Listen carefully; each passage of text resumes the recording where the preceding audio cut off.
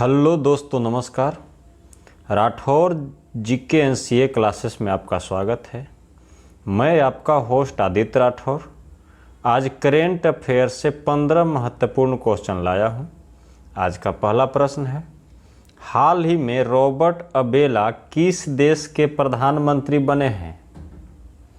Congo, जायरे, माल्टा, Malaysia. यह माल्टा के बने हैं। जो लेबर पार्टी के पूर्व नेता प्रधानमंत्री जोसेफ मस्कट के इस्तीफा देने के बाद पहली बार यह 2020 में प्रधानमंत्री बने थे और फिर से इन्होंने आम चुनाव में अपनी सत्तारूढ़ लेबर पार्टी के 2022 के आम चुनाव में भारी जीत के बाद दूसरे कार्यकाल के लिए शपथ लिया है। अब माल्टा के राष्ट्रपति हैं जॉर्ज वेला, जिन्होंने रॉबर्ट अबेला को प्रधानमंत्री पद के शपथ दिलाई है। आज का अगला प्रश्न है, टाटा कंसल्टेंसी सर्विसेज ने किसे अगले 5 वर्ष के लिए एमडी एवं सीईओ नियुक्त किया है? राजेश गोपीनाथन, साइरस मिस्त्री, रतन टाटा, इनमें से कोई नहीं। यह राजेश गोपीनाथन है। जो आईटी प्रमुख टाटा कंसल्टेंसी सर्विसेज के बोर्ड ने राजेश गोपीनाथन को कंपनी के सीईओ और एमडी नियुक्त किया है, जो 5 साल के लिए नियुक्त किया गया है। उनका दूसरा कार्यकाल 21 फरवरी 2022 से शुरू हो गया है, जो 20 फरवरी 2027 तक चलेगा। राजेश गोपीनाथन को पहली बार 2017 में टीसीएस के सीईओ और एमडी के रूप में नियुक्त किया गया था। दोस्तों, जो मेरे चैनल पे पहली बार आए हैं, कृपया सब्सक्राइब कर लें, और जो सब्सक्राइब कर लिए हैं वो लाइक, शेयर और कमेंट करके यह बताना न भूलें कि आपको वीडियो कैसा लगता है।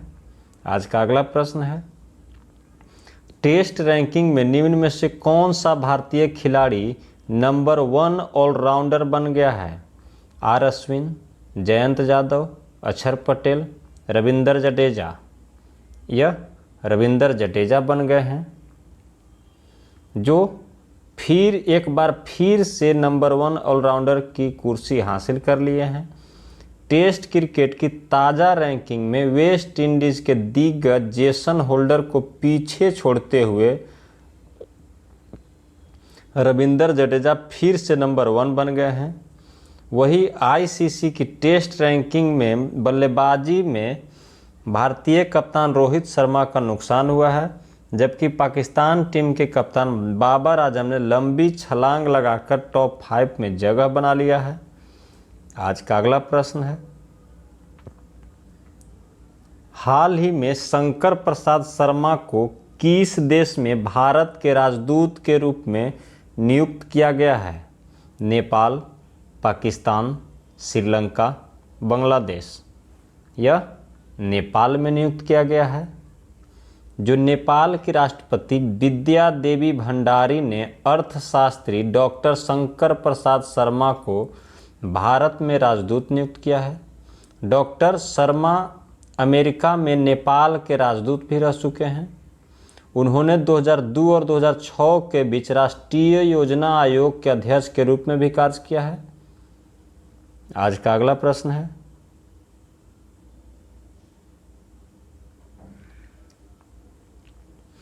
किस फिल्म ने बेस्ट पिक्चर के लिए ऑस्कर पुरस्कार 2022 जीता है? किंग रिचर्ड, कोडा, वेस्ट साइड स्टोरी, इनमें से कोई नहीं। यह कोडा है। जो 94वें अकादमी पुरस्कारों में रियान हेडर की कोडा ने बेस्ट पिक्चर के लिए ऑस्कर जीतने वाली एक प्रमुख स्ट्रीमिंग सेवा से पहली फिल्म बनकर इतिहास रच दिया है। विल स्मिथ को किंग रिचर्ड के लिए सर्वश्रेष्ठ अभिनेता घोषित किया गया है। जेसिका चेस्टन ने सर्वश्रेष्ठ अभिनेत्री का पुरस्कार जीता है। और एरियाना देबोस ने फिल्म वेस्ट साइड स्टोरी के लिए पुरस्कार पाने वाली पहली क्वीर महिला बनकर इतिहास रच दिया है। आज का अगला प्रश्न है,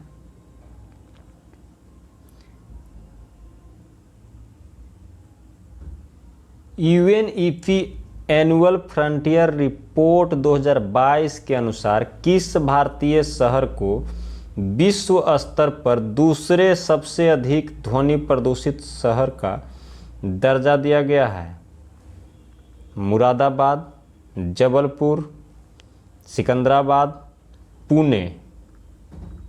यह मुरादाबाद को दिया गया है। जो संयुक्त राष्ट्र पर्यावरण कार्यक्रम यानी यूएनईपी के अनुसार उत्तर प्रदेश का मुरादाबाद विश्व स्तर पर दूसरा सबसे अधिक ध्वनि प्रदूषित शहर है। इस क्षेत्र ने 55 डेसिबल की WHO मानक के मुकाबले 2021 में 114 डेसिबल के उच्चतम स्तर पर ध्वनि प्रदूषण दर्ज किया है। और नंबर 1 की बात करें तो दुनिया के 61 शहरों में बांग्लादेश का ढाका जो है से पहले स्थान पर है। आज का अगला प्रश्न है, हाल ही में किन देशों की सेनाओं के मध्य बाली कतन 2022 सैन्य अभ्यास शुरू हुआ है? भारत और अमेरिका, अमेरिका और फिलीपींस, फिलीपींस और भारत, जापान और अमेरिका। यह अमेरिका और फिलीपींस सही हो जाएगा। फिलीपींस के नेतृत्व वाला वार्षिक अभ्यास 2022 तक ताइवान के पास फिलीपींस क्षेत्र में लुजोन में होगा। सैन्य अभ्यास में लगभग 8900 फिलिपिनो और अमेरिकी सैनिक भाग लेंगे, जो इसे अब तक का सबसे बड़ा बालिकतन सैन्य अभ्यास बनाता है। आज का अगला प्रश्न है, हाल ही में DRDO ने कहाँ मध्यम दूरी की सतह से हवा में मार करने वाली मिसाइल का सफल परीक्षण किया है? लद्दाख, गुजरात, उड़ीसा, तेलंगाना। यह उड़ीसा में किया है। जो उड़ीसा के चांदीपुर में उच्च गति वाले हवाई लक्ष्यों के खिलाफ मध्यम दूरी की सतह से हवा में मार करने वाली मिसाइल AMRSAM के भारतीय सेना संरक्षण के 2 सफल उड़ान परीक्षण किए गए। पहला परीक्षण प्रक्षेपण एक मध्यम ऊंचाई वाली लंबी दूरी के लक्ष्य को रोकना था और दूसरा प्रक्षेपण कम ऊंचाई वाले कम दूरी के लक्ष्य के लिए था। इसे DRDO और इजराइल एरोस्पेस इंडस्ट्रीज इजराइल द्वारा संयुक्त रूप से विकसित किया गया है।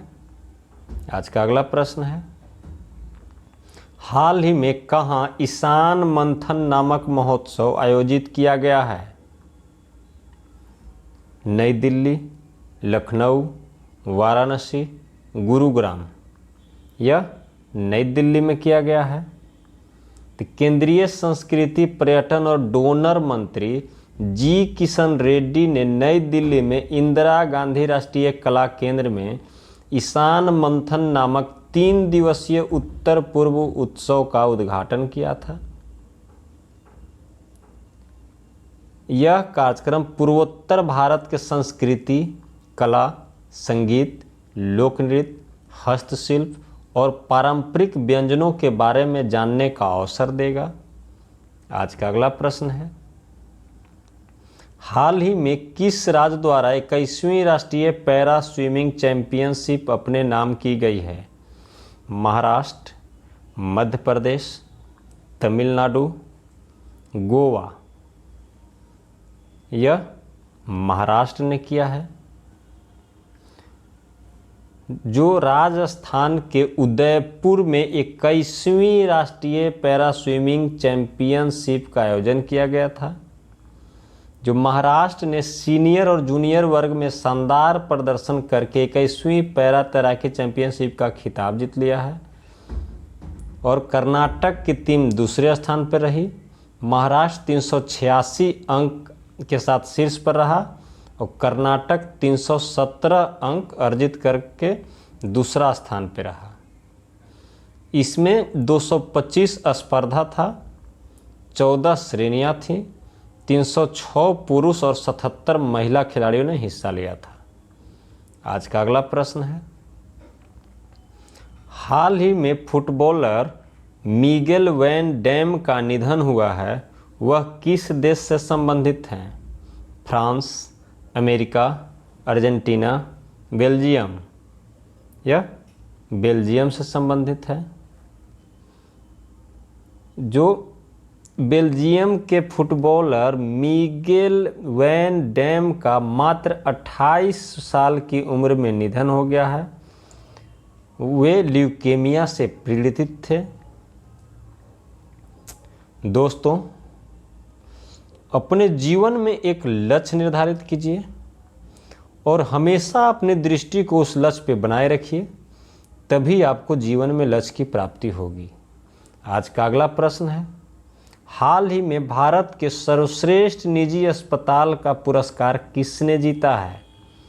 Fortis, Apollo, Medanta Gurugram.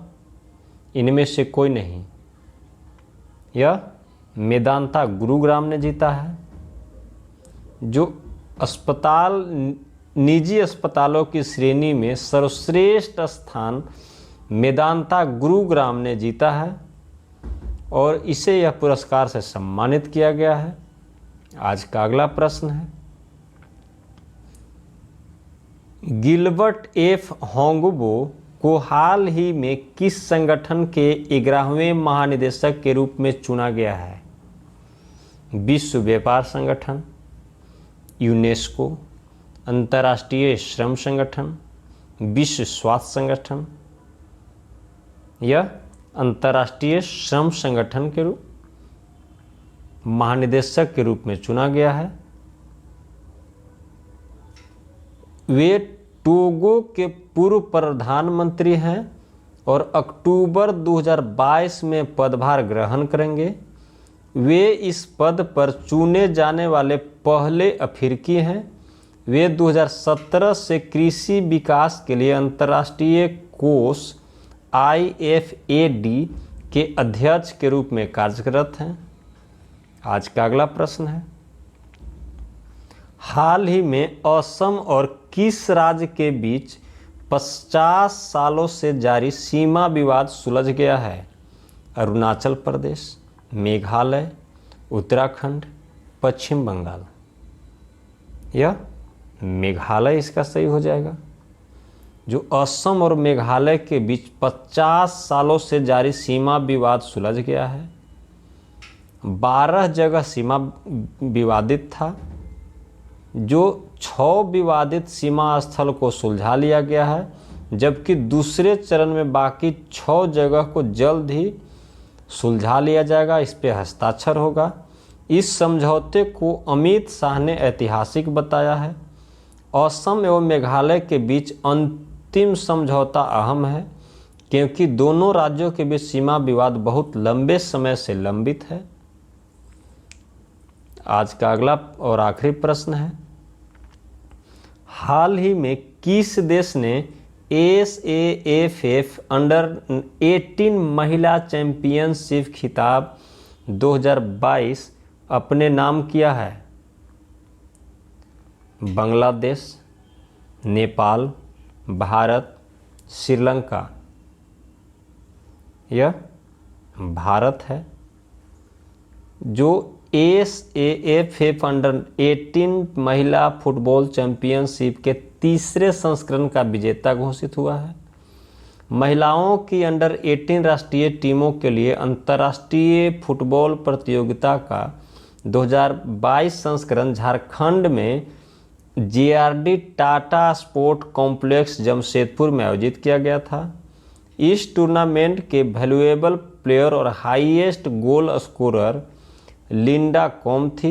जिन्होंने कुल 5 गोल किए थे।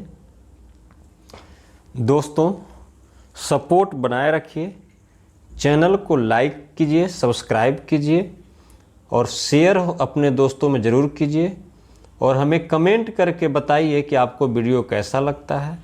अगर हेल्पफुल लगता है तो लाइक कीजिए और किसी प्रकार का कोई सुझाव अगर होता है तो हमें सुझाव ज़रूर दीजिए।